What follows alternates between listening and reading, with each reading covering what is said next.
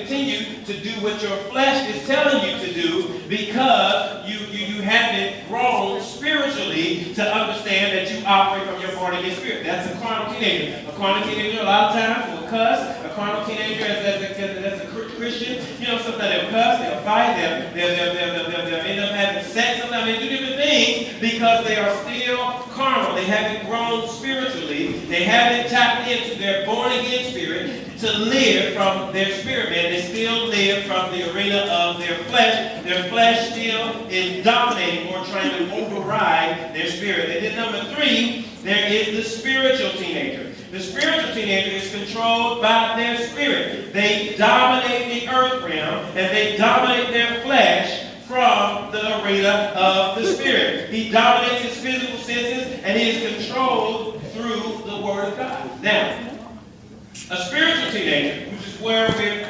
pushing you to be, a spiritual teenager knows how to hear the voice of God.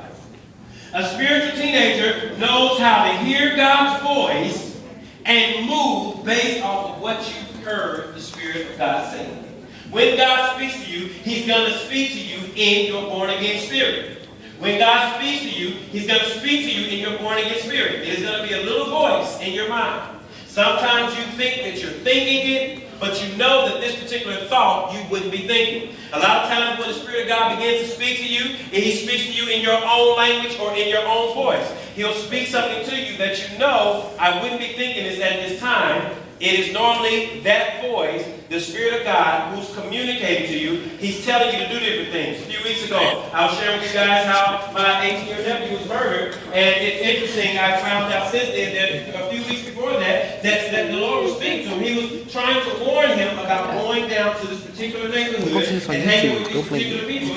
And several different warnings came. But you know what? He didn't know the voice of God because he hadn't been spending time in the presence of God.